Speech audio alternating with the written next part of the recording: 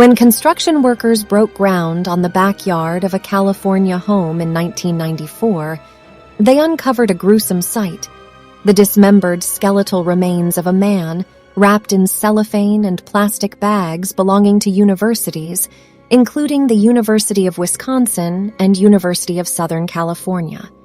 The discovery shook the quiet, upscale community of San Marino. An autopsy revealed the remains belonged to John Sohus, who had died from blunt force trauma to the head.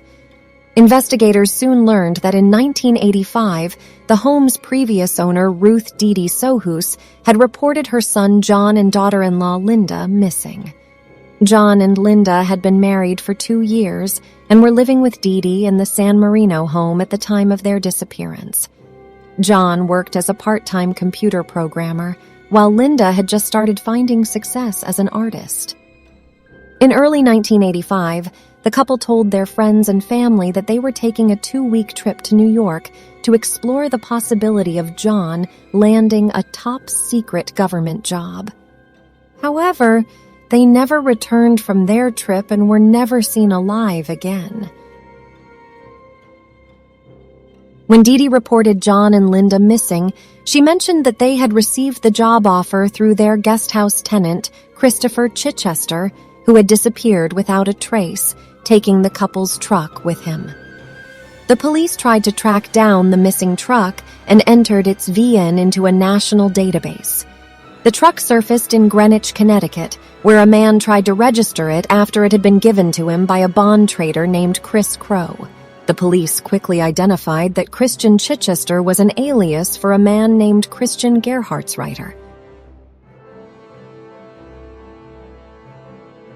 Christian Gerhartsreiter was born in the quaint mountain town of Bergen in Bavaria, known for its gingerbread house-like villages. However, despite the peaceful surroundings, Christian felt restless by his teenage years.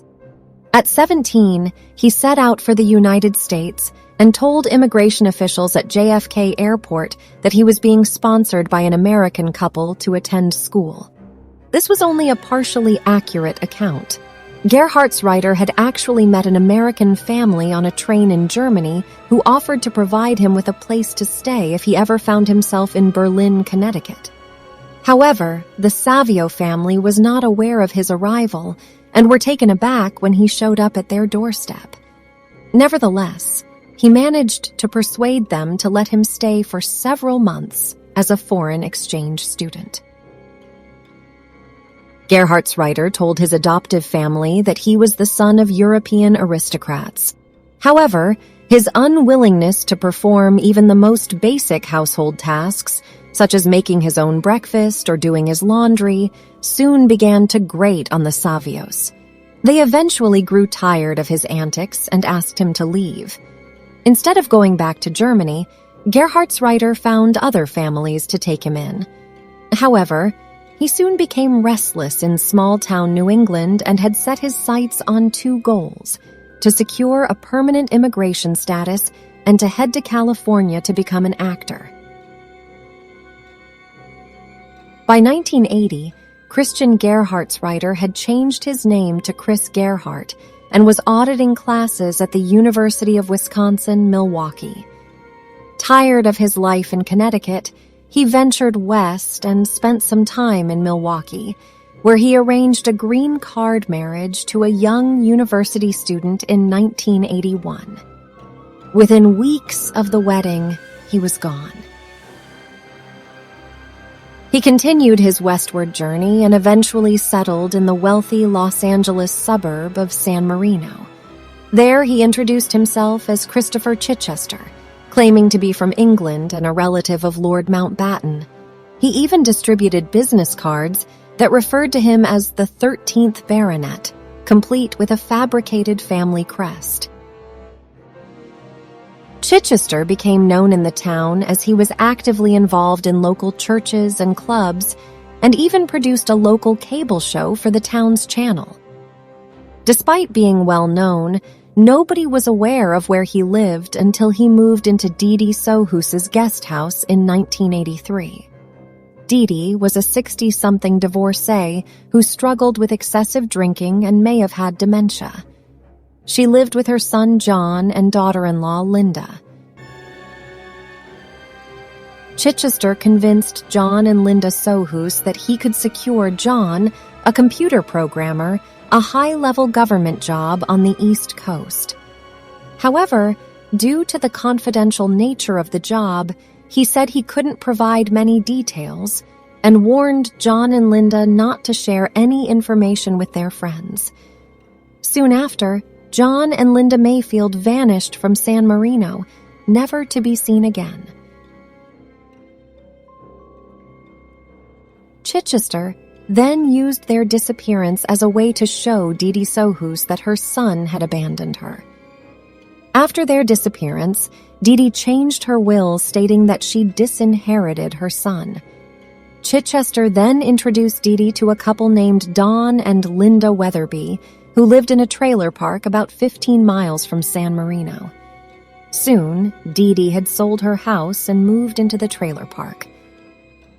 The Weatherbys became Dee's only contact with the outside world. They handled the sale of Dee's house on Lorraine Road after she supposedly became too ill and destitute to live there alone, and they sold her a mobile home practically next door to their own in La Puente, becoming her sole caretakers. They also became the administrators and beneficiaries of her will. After Dee's death, Chichester was to receive another payment, perhaps as much as $100,000, which he and the Weatherbys figured would represent 50% of her estate. The proceeds from the sale of her house, her trailer home, her investments, and her personal possessions. Shortly after, Chichester left town, telling people he had to settle a relative's estate in England, later resurfacing as Christopher Crowe. As Christopher Crowe, a film producer switching careers, he went about plying his old con. Despite having no verifiable qualifications, he landed no fewer than 3 jobs in the securities field. He'd wear ascots. He'd talk of his massive Mountbatten family foundation that didn't exist. He'd pretend to trade bonds.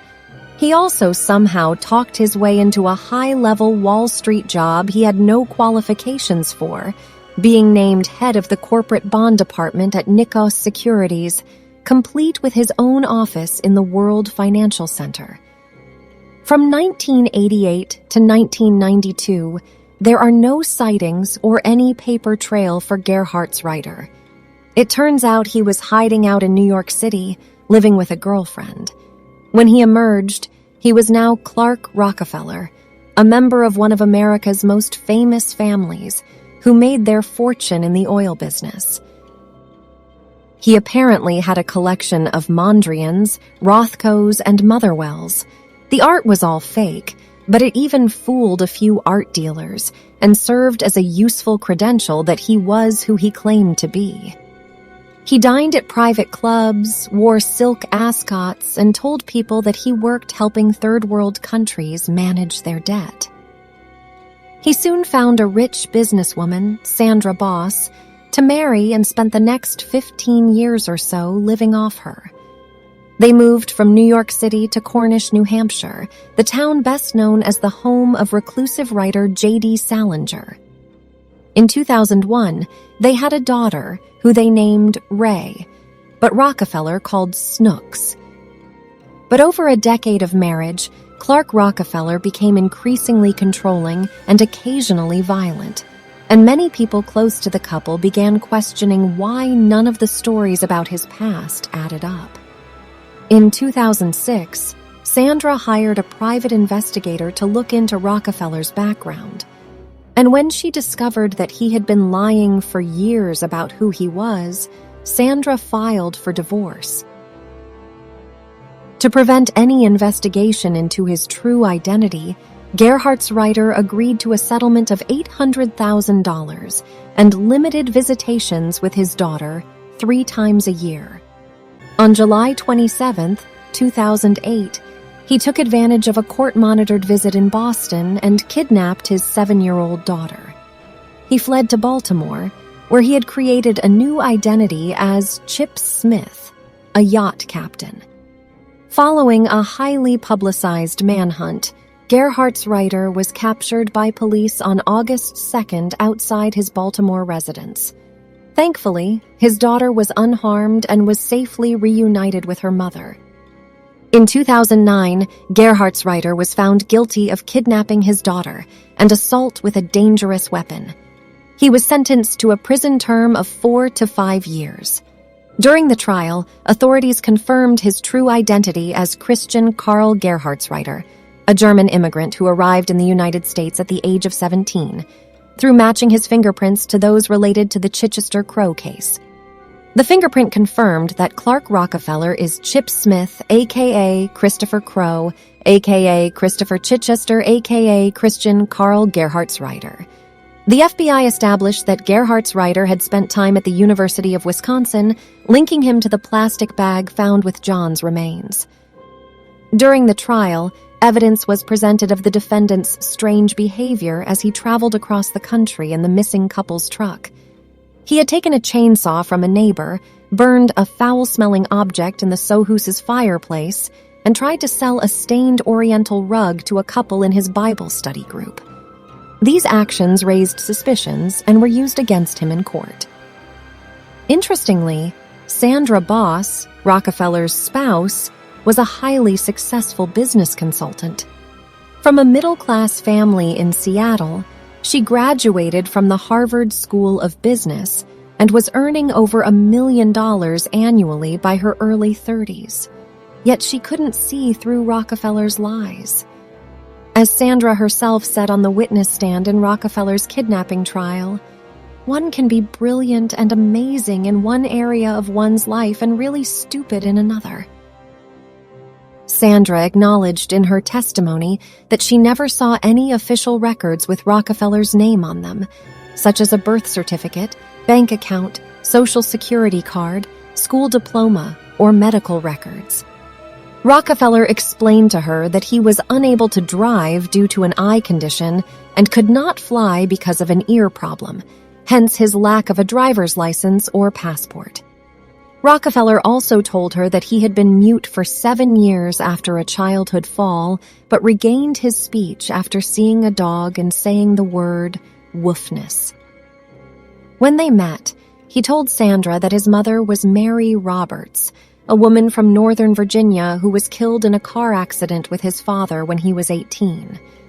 Suddenly, in 2002 or 2003, however, Rockefeller told her that his mother was Ann Carter, the childhood actress, but that she still died in a car crash.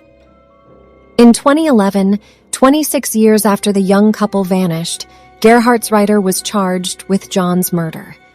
He was found guilty and sentenced to 27 years to life in prison. To this day, Linda Sohus's remains have not been recovered, but police believe Gerhartsreiter killed her around the same time he murdered John. On her deathbed, Linda Weatherby confessed that the couple was killed as part of Gerhartsreiter's financial scam.